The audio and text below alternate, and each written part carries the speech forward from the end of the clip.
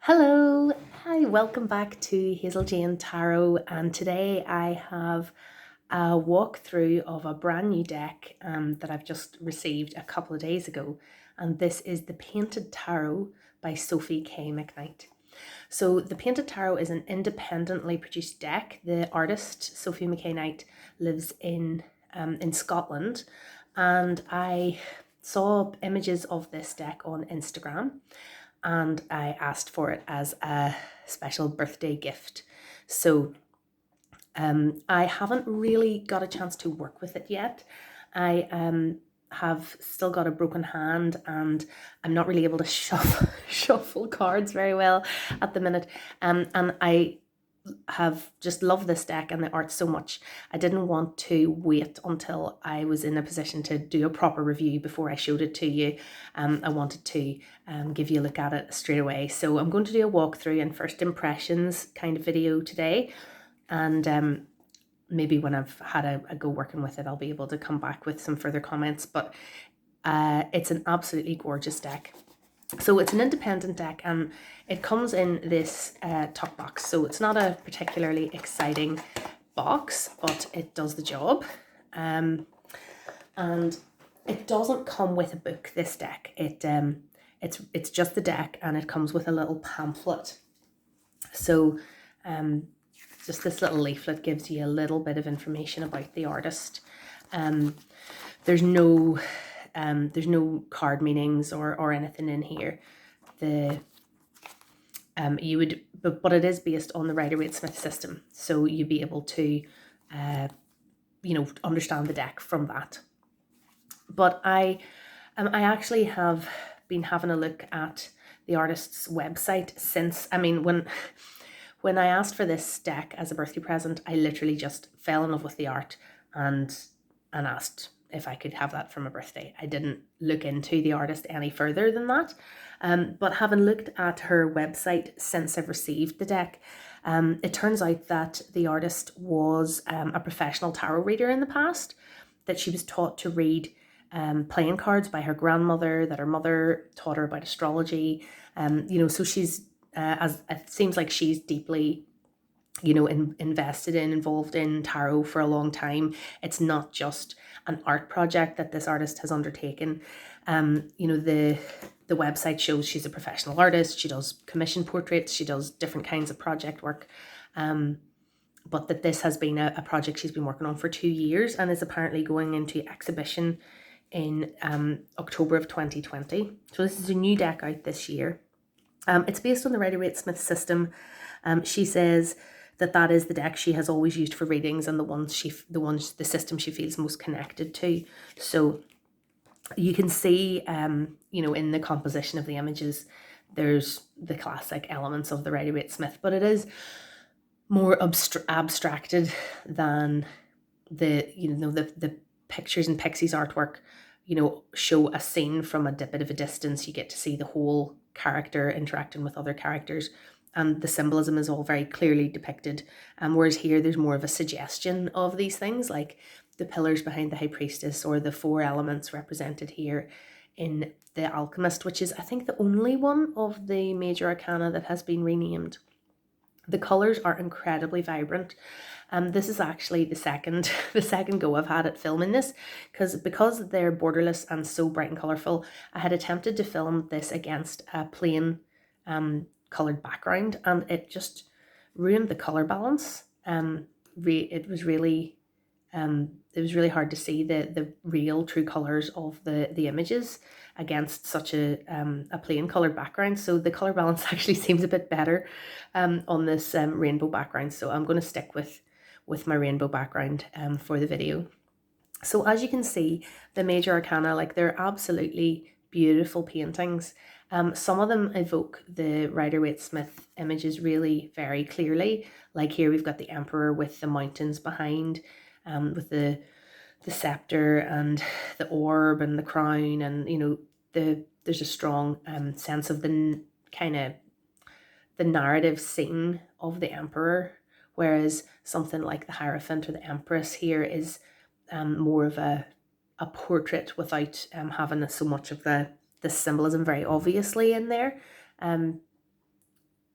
I think this probably would be a challenging deck for a complete beginner, but it I think if you have a decent grounding, like you know, in a sort of intermediate grounding in Rider-Waite-Smith system, I think it's a pretty easy deck to read with.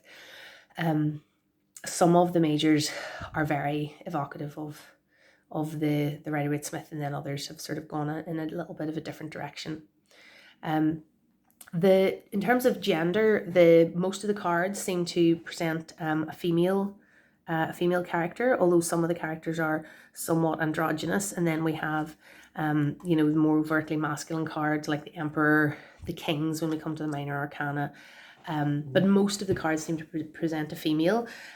What's nice in some cards like the Lovers here, that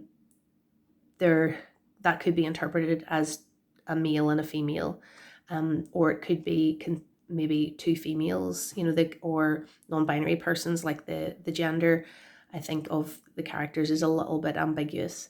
So there's maybe space for different people to read different relationships into, or different genders into those images. The Two of Cups is a little bit similar to the Lovers in terms of the way the couple is depicted. I love this Hermit, you know, the way she seems to be venturing into the darkness or staring into the darkness. It's lovely. And the Wheel of Fortune. And Justice is maybe a more traditional depiction in terms of the symbolism of the pillars and the sword and the weighing scales. Similarly for the Hanged Man. Look at this Death. Absolutely gorgeous. The veil over the face, like a Victorian mourner.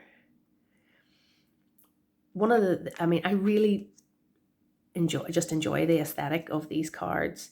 I like the combination of, you know, there's some clear line drawing involved, but then we also have the really soft edges of the way the paint has been applied. That just gives a really nice diffuse effect to the image. It maybe creates it more impressionistic idea, you know, rather than just a clearly, you know, representative drawing of a woman. You know, there's a bit more something slightly vaguer and more open to interpretation in the way the images are softer like that. The color, the way the colors are coming across here in this video is not completely true to what I'm looking at with the naked eye. So this comes across here in this video as a very blue color, whereas actually that's more towards a turquoise or a teal in reality. So whatever way the light is coming in and being picked up on camera, that's not exactly true to the color. The other two cards are maybe much closer to what they are to the naked eye, whereas this blue is definitely more of a turquoise. So we have the star. It's so gorgeous. It's like a beautiful lilacs. The moon. Just beautiful, beautiful images. And the sun. And I love the contrast, you know, between these three cards. The vibrant use of colour, as well as, you know, the posture and the composition of the characters and so on. But the colour is just really, really effective. Actually, when the deck arrived, it did come with a little bonus postcard, which is slightly larger than the cards themselves, of the moon card, which is a really nice one. So I'll have to find somewhere nice to put that up, where I can see it and enjoy it. Temperance, or sorry, Judgment, much more like the traditional Judgment in the RWS, and then the World. So really beautiful major arcana cards, but actually, I mean, which I find is often the case for me with tarot decks, it's the minors that I really, really like. So if I show you the aces, I'll give you a bit of an idea of the different color schemes that she's used. Sorry, I'm a little bit slow because I'm trying to work with one hand. So you can see here the idea of the color schemes and how they contrast.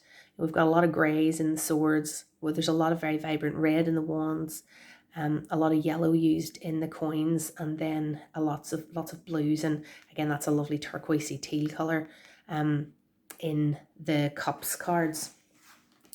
So just to continue then, to give you a little bit of a walk through the other cards. So as I say, this artist is based in the UK, in Scotland. So for me that was fantastic. I didn't have to pay for international postage.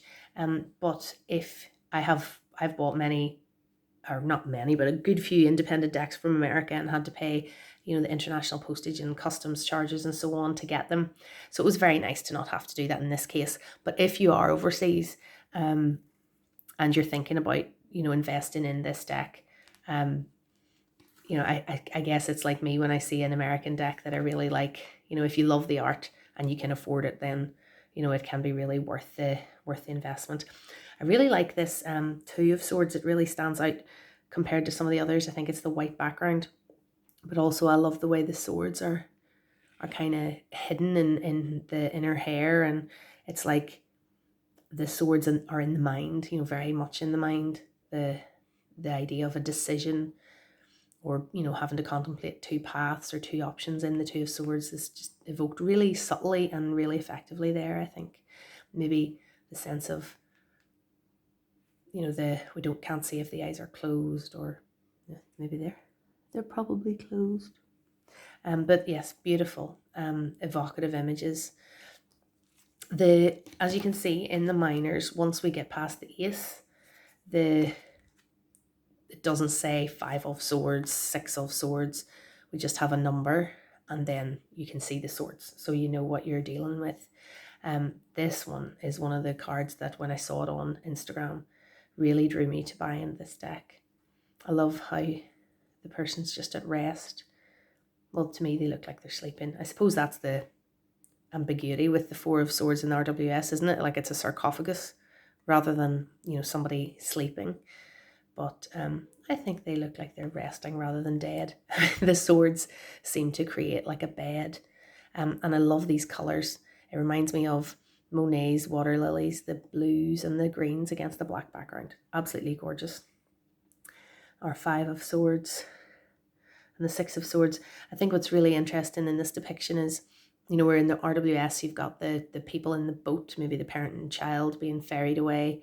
Whereas here we seem to have 3 adult figures, but one is larger than the other 2, and the 2 smaller figures are kind of encircled within the body of the larger person behind.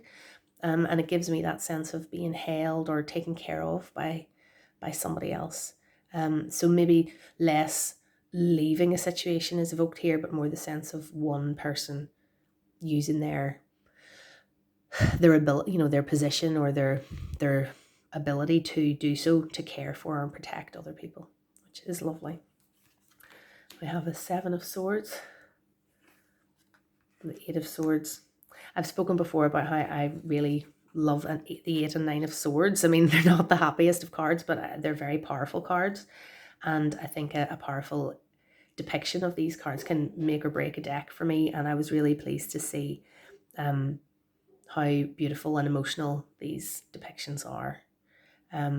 This 9 of swords with the birds. I mean, there are a lot of birds through this deck, but the birds all sort of through the background here is really beautiful. And the evolution from that 9 of swords into this 10 of swords is very powerful. The way the outline of the person just kind of disappears back into the swords. So to me, this art has a really, while it's not, you know, it's not as clearly narrative as the RWS traditional images are. It's very emotional and really evocative of the meanings of the cards, which works really well for me. So here we have our court, the page, the knight on a beautiful lilac, the Queen of Swords. Look at her. She is fabulous. I love how the 2 swords are within her, you know, within her heart, potentially, within her mind, the sense of clarity and directness of the Queen of Swords, and her posture, the way her shoulders are back, her chest is open, you know, just facing forward into whatever has to be dealt with. It's a really powerful depiction. I mean, I've just recently done my court card favorites, but I think that could be edging in as a new favourite, Queen of Swords. And then the King of Swords. Now what you notice in this deck is that the Kings are the only cards that are painted in that really stark black and white. So there's like the King of Wands is painted in the same style. So I actually I messaged the artist on Instagram because I'd communicated with her via Instagram about my order, and I said, if you don't mind me asking, I'm very curious as to why these kings have been painted so differently to the other cards. And what she'd said was she wanted to create a contrast between the very colourful queens and to give them a different energy, to tap into the masculine energy of the kings. So she decided to go with a more muted colour palette just to create that contrast. And then she also explained that she enjoys working with charcoal portraits, and it was partly that technical aspect as well of bringing in that medium. So I thought it was very generous of her to share a little bit of her process, and I was delighted to hear a little bit more about the thinking behind those being so different. One of the other things I was in touch with her about was I have ordered a print of this card. I really fell in love with this Three of Wands. I mean, the 2 and the 3 are both gorgeous, but I love all the movement in the paint, the way that, it evokes the wind blowing in her hair, the sense of standing on a precipice and looking out across the sea, perhaps, that traditional idea of, waiting for your ships to come in. But there's so much possibility. And I really love the teal colour in the background here. And yeah, so I just fell in love with that. And you're in the artist's Etsy shop. It turns out she had this as one of the few. There's a few of these available as prints. This is one of the few she had in stock. She didn't still have the original. I'm not sure I could have afforded it anyway. But somebody's already bought the original of that painting. So, oh well, but it's going to be lovely to get a print, and I'll have to find somewhere nice to put it up at home. So as you can see, the wands use a lot of these really strong orangey reds, and the narrative aspects are very similar to what you see in the Rider-Waite-Smith, except mostly depicted with female characters. I really like that 7 of Wands. She's very active, taking on whoever's coming at her with these wands. Again, just a few more overtly masculine depictions than the one in the 4 of Wands there. And what you can see in the postures, one of the things she talks about in the little pamphlet, but also on her website, is that she's worked quite a lot with dancers and using dancers and for studies of the human body and motion, and painting dancers. And you can really see that reflected in the way the postures are drawn for some of these characters. 9, 10 of Wands. And then we have the courts. So these are on a really beautiful, vibrant pink background. Really vibrant cerise pink. And yeah, really nice sense of motion there, the way the paint's all flying out behind her. So that's the wands. Moving on to the coins. Oh, I forgot to show you the backs. The website explains that the backs are a photograph of the paint spattered floor underneath the easels where these paintings were created. So we have the Ace of Coins, the 2 of Coins, and the 3, 4, 5. I like how the sort of paint spattered effect, like the blizzard, works in evoking the 5 of Pentacles there. The 6. 7. 8 of Pentacles. And the gorgeous bright yellow 9 of Pentacles.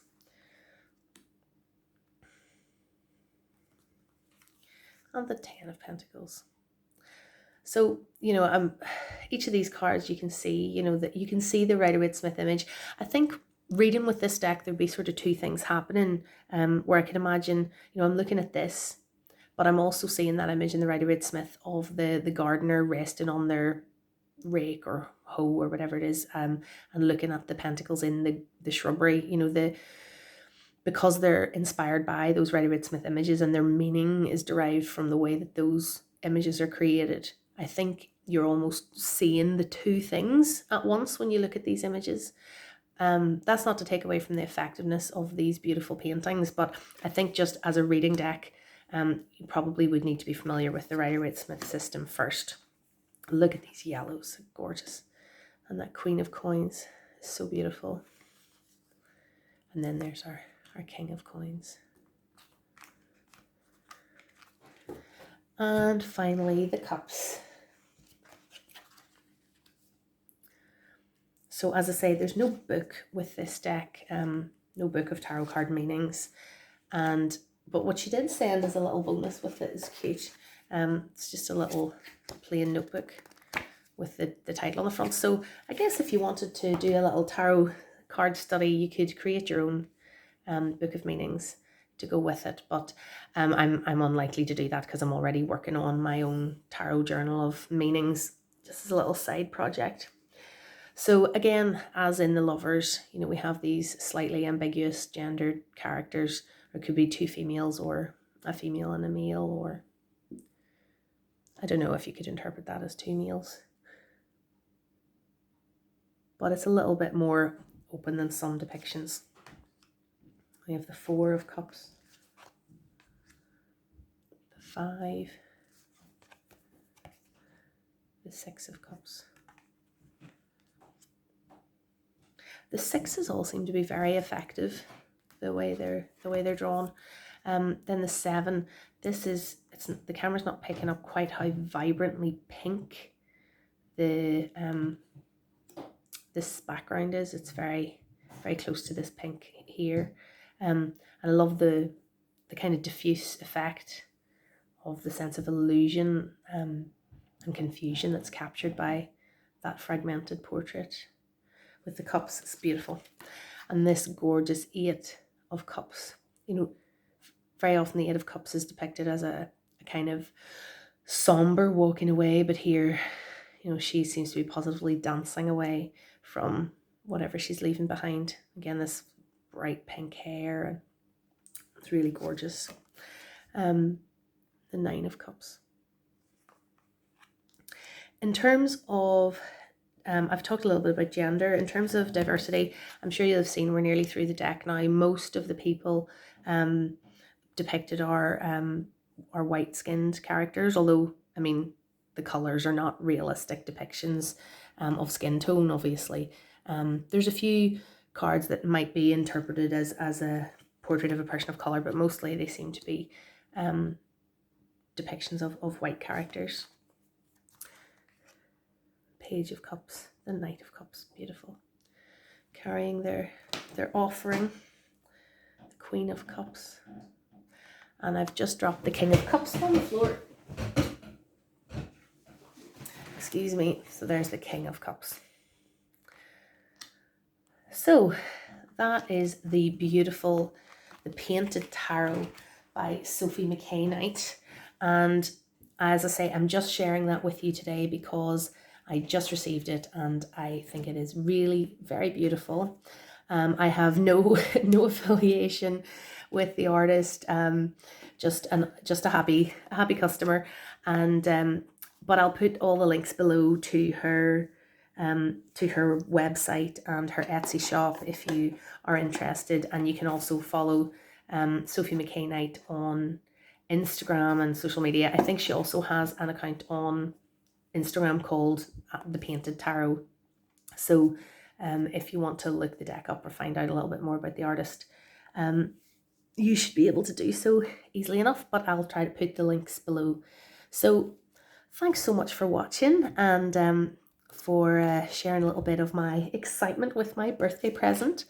And yeah, if you want to see more videos about tarot content, please hit the subscribe button. and I'll see you again soon.